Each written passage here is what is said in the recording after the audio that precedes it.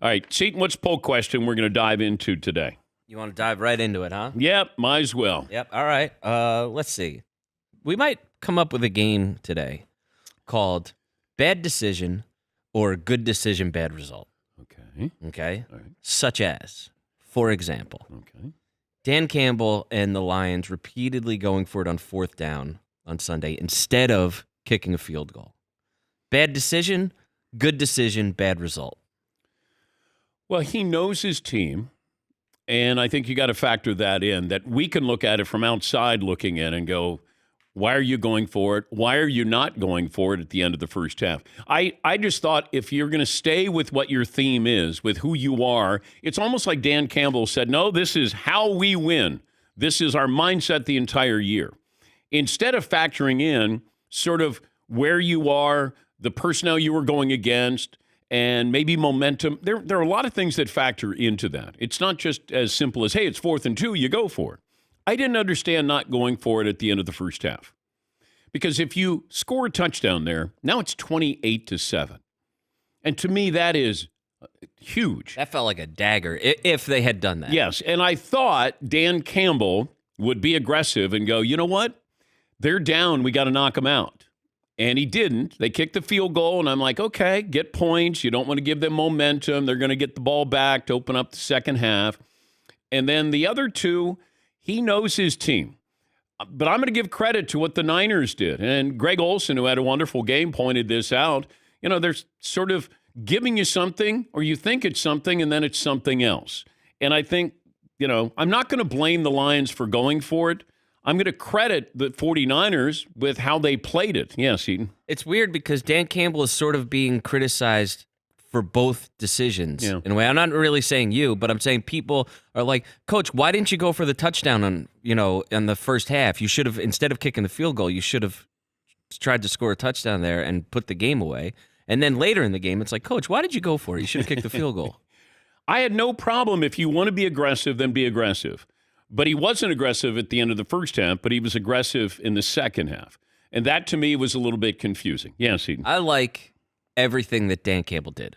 I think they so many times when you're watching a game, people are like, they need to do what got them here. Yeah. And that's exactly what he did. He didn't go for it at the end of the first half because he said, well, it was a little further away than what we were comfortable for. So if it was week 3, they wouldn't have gone for it there either. They would have kicked the field goal.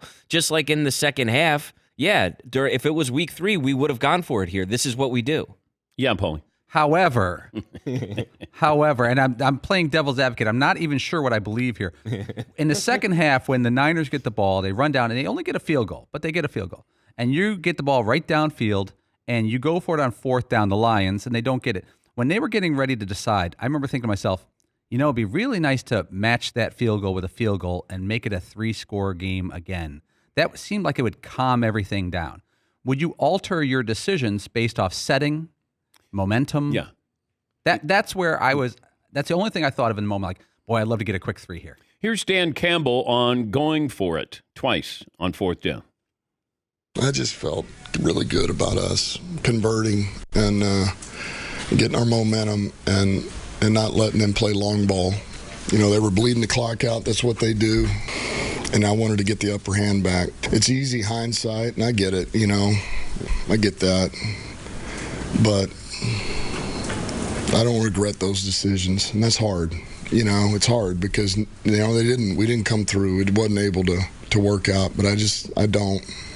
And I understand the scrutiny I'll get. That's part of the gig, man. We just didn't work out. If you want to know what pain sounds like, that's pain for an NFL head coach.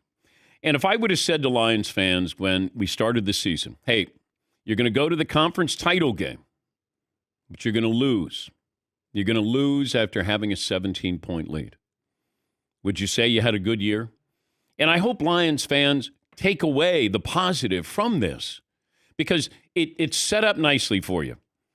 Cowboys fell on their face. The Eagles were a disappointment.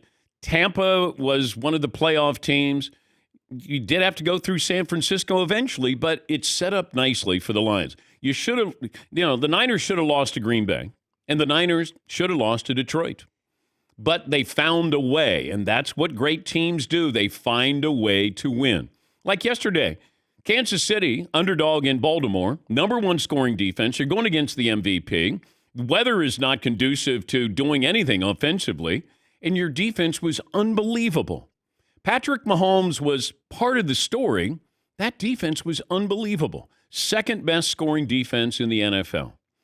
And we can talk about offense every single year. Oh, my gosh. Passing numbers, receiving numbers. What does it come down to? Every year. Defense. Somebody's got to play it. Come up with a big stop. That's important. L'Jarius Sneed knocking the ball out with Zay, like just these moments. And that's all it takes. It's one or two of these moments. And that's what's going to happen in the Super Bowl. There'll be one or two moments where somebody makes a play or doesn't make a play defensively. And you saw that yesterday. The last team to blow a lead of 17 or more points in the conference title game was the Chiefs. They blew an 18-point game lead in the loss to the Bengals, the 2021 AFC title game. Woo! Ow! Stat of the day! Stat of the day! Stat of the day! Stat of the day! This is the stat of the day! Stat of the day brought to you by Panini America, the official trading cards of the Dan Patrick Show.